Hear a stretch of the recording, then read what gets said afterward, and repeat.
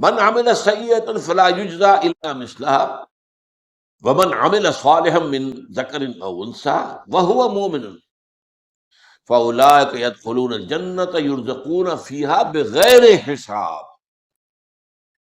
تو وہ لوگ ہوں گے کہ جو جنت میں داخل کیے جائیں گے اور وہاں انہیں جو کچھ ملے گا وہ کسی حساب کتاب سے ماورا ہوگا. وہ 10 گنا 700 گنا اس کو چھوڑو، اس کا تو کوئی حساب کتاب ممکن ہی نہیں تو ان کے لیے جنت میں. یہ میں بہت دفعہ واضح کر چکا ہوں کہ جنت کی نعمتوں کا جن کا ذکر قرآن میں ہے، یہ اصل میں جسے عربی میں کہتے ہیں نزل، یہ نزل ہے. وہ چیزیں جو ہم جانتے بھی ہیں کہ جو بھی وہاں کلما رزقوا منها من ثمرۃ رزقا قالوا هذا الذي رزقنا من قبل. آم دیا جائے، اچھا یہ آم تو ہم کھاتے تھے، دنیا میں بھی کھاتے تھے. اس آم کی جو لذت ہوگی اس کا آپ تصور بھی نہیں کر سکتے دنیا کے آم. تو نعمتیں وہی ہوں گی، لیکن یہ نزل ہے. نزل کسے کہتے ہیں عربی زبان میں؟ نزیل کہتے ہیں، نزل ینزل اترنا. جیسے ہی کوئی شخص آپ کے دروازے پر آیا اور کسی سواری سے اترا، گھوڑے پر چڑھتا ہے اس سے اترے گا، اونٹ پر سوار ہوا تھا اس کو بٹھا کر اترے گا، کار پر آیا کار سے اترے گا. نزیل ہے اب یہ. تو فوراً آپ پیش کرتے ہیں کوئی موسم کے مطابق، کوئی ٹھنڈا کوئی گرم، وہ تو بھاگ کر فوراً پیش کر دیں گے. اس کو کہتے ہیں نزل، جو کسی مہمان کی آمد کے فوراً بعد پیش کر دیا جائے. اب وہ آپ کے ہاں مقیم ہو گیا، اب وہ ضیف ہے، ضیف مہمان. یہ ضیافت جو ہونی ہے اہل جنت کی، یہ ان نعمتوں کے ذریعے ہوگی جس کا ہم تصور بھی نہیں کر سکتے. حدیث میں آیا مالا عین رات ولا اذن سمعت وما خطر علی قلب بشر. یہ ضیافت جو ہوگی وہاں بعد میں، وہ تو حقیقت کہا کہ وہ ایسی چیزیں ہیں جو نہ کسی آنکھ نے دیکھی، نہ کسی کان نے سنی، نہ کسی کے دل میں اس کا احساس و خیال تک وارد.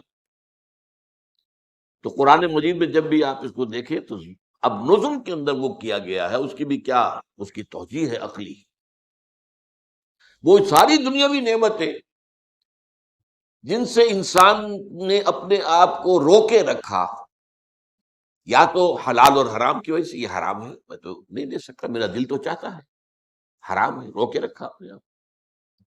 یا ان نعمتوں سے اس لیے وہ لطف اندوز نہیں ہو سکا کہ وہ لگا ہوا ہے اللہ کے دین کی جد و جہد کے اندر. اچھا کھانا اچھا پہننا حرام نہیں ہے. قل من حرم زینۃ اللہ التی اخرج لعبادہ والطیبات من الرزق. اچھی کھانے کی چیزیں کس کے لیے بنائی اللہ نے؟ یہ پھل کس کے لیے؟ دنیا میں تو یہ اہل ایمان کے لیے تو ہے، کافروں کو بھی اللہ دے دیتا ہے، لیکن خالص ہو جائیں گی اہل ایمان کے لیے قیامت کے دن، پھر وہاں کافروں کا حصہ نہیں ہوگا. لیکن فرض کیجئے آپ تو لگے ہوئے ہیں انقلابی جد و جہد میں، آپ کا وقت لگ رہا ہے اللہ کے دین کو پھیلانے اور غالب کرنے کی جد و جہد میں، تو آپ دنیا تو زیادہ نہیں کما پائیں گے. جب دنیا زیادہ نہیں کما پائیں گے تو ان نعمتوں سے لطف اندوز نہیں ہو سکتے. کہاں آم خرید کر کھا سکیں گے آپ؟ وہ تو 2 وقت کی روٹی مل جائے بہت غنیمت ہے. تو یا تو حلال اور حرام پر کاربند ہونے کی وجہ سے بندہ مومن ان نعمتوں سے محروم ہو گیا، یا یہ ہے کہ وہ اپنی جو توجہ ہے اور اپنا جو مصروفیت ہے وہ دین کے لیے لگا کر، اب ظاہر بات ہے اس کے پاس وقت نہیں ہے کہ زیادہ کمائے، تو اس کی وجہ سے محروم. اب اس کا منطقی طور پر بدلہ یہ ہونا چاہیے کہ وہ نعمتیں اسے آخرت میں بہتر طریقے پر مل جائیں. دس از دی لاجک بہائنڈ اٹ. تم دنیا میں ان نعمتوں سے محروم رہے تھے نا، تم نے حرام کمائی نہیں کی کہ آپ اس سے استفادہ کر سکتے. کون نہیں چاہتا کہ جب بھی شام کو گھر آئے اپنے بچوں کے لیے پھلوں کا ٹوکرا بھر کے لائے؟ کون نہیں چاہتا. لیکن نہیں، ایک شخص حلال کی کمائی کر رہا، کیسے دے دے گا؟ کیسے کھائے گا؟ کیسے کھلائے گا؟ تو اب یہ جو ہے، اسی لیے میں کہا کرتا، کچھ لوگ کہتے ہیں یہ کیا بات ہے قرآن کرتا ہے، یہ شرابن طہورا ہوگی، اور یہ شہد ہوگا، اور یہ دودھ ہوگا، اور یہ پھل ہوں گے، اور یہ باغات ہوں گے، اور یہ حوریں ہوں گی، اور یہ ان کے خدمتگار غلمان ہوں گے. یہ کیا چیز ہے؟ یہ بعض لوگ جو ہیں جن کے اوپر ذرا تصوف کا رنگ چڑھ جاتا ہے، وہ ہے اپنی جگہ پر. اگلا جو ہمارا حدیث کا درس ہے وہ تصوف کے موضوع پر ہے، اور وہ بھی حضور کی اہم ترین احادیث میں سے. یہ میں آج ہی آپ کو بتا رہا ہوں.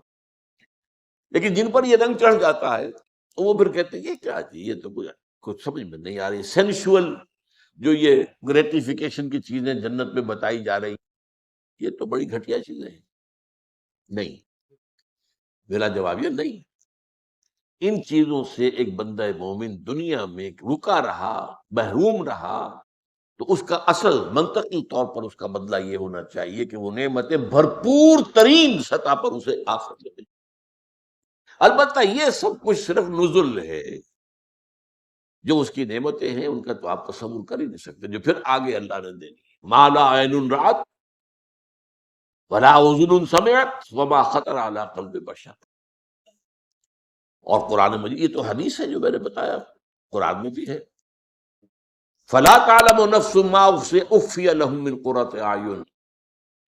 کوئی نہیں جانتا جو چیزیں اللہ تعالیٰ نے اپنے ان بندوں کے لیے چھپا کر رکھی ہوئی ہیں جن میں آنکھوں کی ٹھنڈک، ان کو کوئی نہیں جانتا.